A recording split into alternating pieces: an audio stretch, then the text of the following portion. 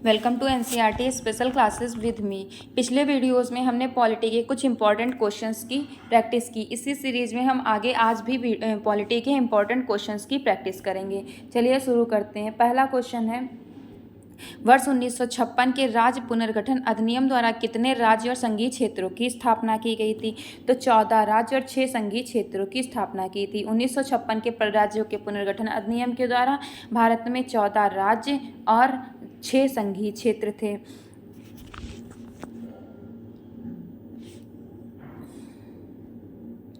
जो 1953 में हमारा राज्य पुनर्गठन आयोग गठित किया गया था, 1953 में गठित किया था। इसने 1955 में अपनी रिपोर्ट प्रस्तुत की। इस आयोग के अध्यक्ष फजल अली थे और तथा इसमें 2 अन्य सदस्य के.एम. पडिक्कर और H.N. कुंजरू भी थे। इन्होंने 1955 में अपनी रिपोर्ट सम्मिलित की और उसी आधार पर 1956 में 14 राज्य 6 संघीय क्षेत्रों के साथ राज्यों का पुनर्गठन किया गया।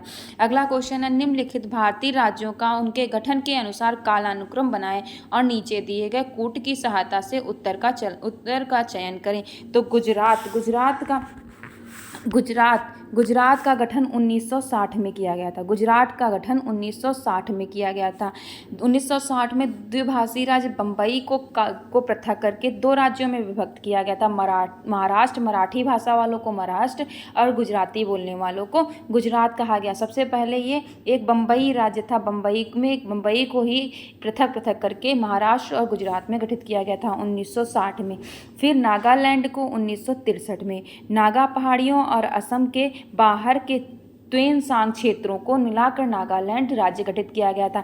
नागा पहाड़ियों और असम के बाहर जो त्वेनसांग क्षेत्र था उनको गठित करके नागालैंड राज्य का गठन किया गया था। पंजाब से पृथक करके 1966 में हरियाणा बनाया गया, जो कि 17वें राज्य के रूप में जाना गया। और 1972 में मेघालय को सह राज्य की संज्ञा दी गई। इस प्रकार हमारे कूट कौन सा सही हो जाएगा? 4 3 2 4 3 1 2 4 3 1 2 ऑप्शन नंबर बी हमारा बिल्कुल सही है। अगला क्वेश्चन है, निम्नांकित में से कौन सा कथन गोवा, दमन और दीव के संबंध में सत्य है? तो इसका हमारा कौन सा ऑप्शन सत्य है? पहला ऑप्शन दिया है, वर्ष 1947 के पश्चात भी गोवा, दमन और दीव पर पुर्तगालियों का शासन रहा था। तो बिल्कुल सही है, 1947 के बाद भी गोवा, दमन और दीव पर पुर्तगालियों का शासन रहा था। अगला ऑप्शन दिया है, भारतीय सेना ने वर्ष 1961 में इन्हें पुर्तगालियों से मुक्त कराकर संघ शासित क्षेत्र बना लिया। जी हाँ, बिल्कुल सही है। 19 दिसंबर 1961 को भारतीय सेना ने ऑपरेशन विजय किस नाम से चलाया था? ऑपरेशन विजय नाम से एक अभियान चलाया, जिसमें गोवा और दमन द्वीप को पुर्तगालियों से मुक्त कराया गया और गोवा को एक संघ शासित प्रदेश बना दिया गया। फिर अगला क्वेश्चन दिया, वर्ष 1988 में गोवा भारतीय संघ का राज्य बना। जी नहीं, बिल्कुल गलत है। 1988 में नहीं, बल्कि 23 मई 1987 को गोवा एक पूर्ण राज्य के रूप में गठित किया गया। 1987 में गोवा भारतीय संघ का राज्य बना था। तो ये ऑप्शन हमारा गलत हो जाएगा। हमें चुनना है कौन से कथन सत्य हैं। तो 1 और 2 यानी कि ऑप्शन नंबर ए बिल्कुल सही है। 1 और 2 दोनों, ऑप्शन नंबर 1 यानी कि ए, 1 और 2 दोनों सही हैं। अगला क्वेश्चन है, सिक्किम के संबंध में निम्नलिखित कथनों पर विचार कीजिए। पहला ऑप्शन दिया स्वतंत्रता के पश्चात इसकी रक्षा और विदेशी मामलों की जिम्मेदारी भारत सरकार की थी। कौन सा कथन असत्य है? चुनना है हमें कौन सा कथन असत्य है। तो बिल्कुल सही है, स्वतंत्रता के पश्चात इसकी रक्षा और विदेशी मामलों की जिम्मेदारी भारत सरकार की थी। भारत में विलय से पूर्व सिक्किम भारत का सह प्रांत था। ये भी ऑप्शन सही है, भारत का सह प्रांत था पूर्व सिक्किम। वर्ष 1975 में यह भारत का अभिन्न अंग बन गया। यह भी ऑप्शन सही है। तो हमारे ऑप्शन नंबर, हमें चुनना है कौन सा कथन असत्य है। तो इसमें से तीनों ऑप्शन सही है। तो कौन सा कथन असत्य है? ऑप्शन नंबर डी, इनमें से कोई नहीं। हमारे तीनों ऑप्शन सही है, क्योंकि स्वतंत्रता प्राप्ति के समय सिक्किम भारत का अंग नहीं था, किंतु वह पूरी तरह से संप्रभु राष्ट्र भी नहीं था। स्वतंत्रता प्राप्ति के समय सिक्किम एक स्वतंत्र राष्ट्र भी नहीं था और पूरी भारत का अंग भी नहीं था, लेकिन वह भारत का एक सह प्रांत था। सिक्किम की रक्षा और विदेशी मामलों की जिम्मेदारी भारत सरकार की थी, जबकि सिक्किम के आंतरिक प्रशासन की बागडोर यहाँ के राजा चोंग्याल के हाथों में थी। सिक्किम विधानसभा के लिए पहला लोकतांत्रिक चुनाव वर्ष 1974 में हुआ। 1974 में पहली बार यहाँ लोकतांत्रिक चुनाव हुआ। इस चुनाव में सिक्किम कांग्रेस को बहुमत मिला। यह पार्टी सिक्किम को भारत जोड़ने के पक्ष में थी। जो कांग्रेस बहुमत वाली पार्टी को बहुमत मिला, कांग्रेस पार्टी को, तो उस समय जो है यह भारत में खुद को जोड़ने के पक्ष में थी। सिक्किम चाहता था कि हमें भारत का एक राज्य बना लिया जाए। अप्रैल 1975 में पारित एक प्रस्ताव के द्वारा भारत के साथ सिक्किम के पूर्ण विलय की बात कही गई। इसके लिए एक जनमत संग्रह कराया गया और इस प्रकार जनता के निर्णय के बाद वर्ष 1975 में सिक्किम को भारत का 22वां राज्य घोषित कर दिया गया। कौन सा? 22वां राज्य बना। इसलिए 36वां संशोधन 1975 किया गया। 1975 में एक 36वां संविधान में संशोधन किया गया और भारत को एक पूर्ण राज्य का दर्जा दे दिया गया। अगला क्वेश्चन है, भारत में निम्नलिखित राज्यों के बनाने के सही कालानुक्रम की पहचान कीजिए। तो हमें इसमें बताना है कि किस क्रम से राज्यों को गठित किया गया था, हमें उनका सही क्रम निर्धारित करना है। तो पहला दिया है झारखंड। झारखंड 15 नवंबर 2000 को बिहार राज्य से अलग होकर 15 नवंबर 2000 को बिहार राज्य से अलग होकर भारत का राज्य बना था। और उत्तराखंड 9 नवंबर 2000 को यूपी से अलग होकर बना था। 2000 को 9 नवंबर को, ये 15 नवंबर को। और आंध्र प्रदेश से अलग होकर तेलंगाना बना था, ये बना था 2014 में। और फिर बचता है हमारा अरुणाचल प्रदेश। तो अरुणाचल प्रदेश सबसे पहले गठित हुआ था 1972 में। 1972 में अरुणाचल प्रदेश गठित हुआ था। तो इस हिसाब से हमारा कालानुक्रम हो जाएगा 3 2 1 4 3 2 1 4, यानी कि ऑप्शन नंबर सी हमारा बिल्कुल सही ऑप्शन है। ऑप्शन नंबर सी हमारा सही है। अगला क्वेश्चन है, निम्नलिखित में से उन क्षेत्रों की पहचान कीजिए जो फ्रांस के अधीन थे और बाद में भारत के अंग बन गए। तो हमें चुनना है कौन कौन से क्षेत्र थे जो कि फ्रांस के अधीन थे, बाद में भारत के अंग बन गए। तो हमारा ऑप्शन नंबर 3 नहीं होगा, क्योंकि दादरा और नगर हवेली पुर्तगाली के क्षेत्र में था, पुर्तगालों के अधीन में था। लेकिन यन्नम, पांडिचेरी, कराईकल और माहे, ये चारों क्षेत्र फ्रांस के अधीन में थे। तो ऑप्शन नंबर सी हमारा बिल्कुल सही होगा। 1 2 4 5। वर्ष 2006 में पांडिचेरी का नाम बदलकर पुदुचेरी कर दिया गया। 2006 में पांडिचेरी का नाम बदलकर पुदुचेरी कर दिया गया। तो ऑप्शन नंबर सी हमारा बिल्कुल सही है। अगला क्वेश्चन है, निम्नलिखित में से कौन से युग्म सम्मिलित नहीं हैं? कौन से युग्म सम्मिलित नहीं हैं?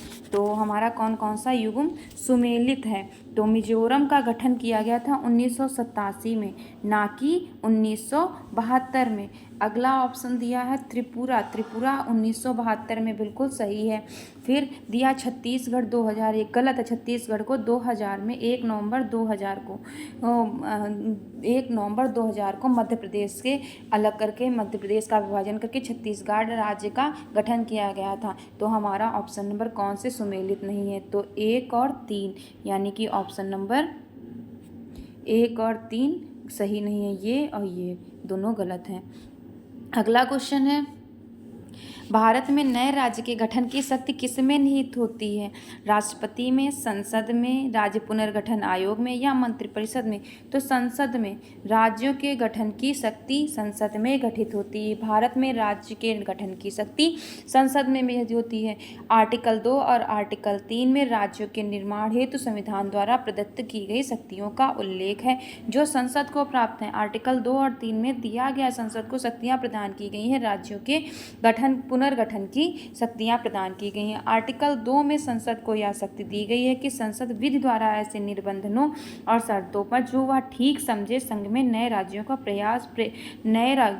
का प्रवेश या उनकी स्थापना कर सकती है। आर्टिकल 3 में संसद को भारतीय संघ के राज्यों के पुनर्सीमन की शक्ति से संबंधित व्यवस्था की गई है।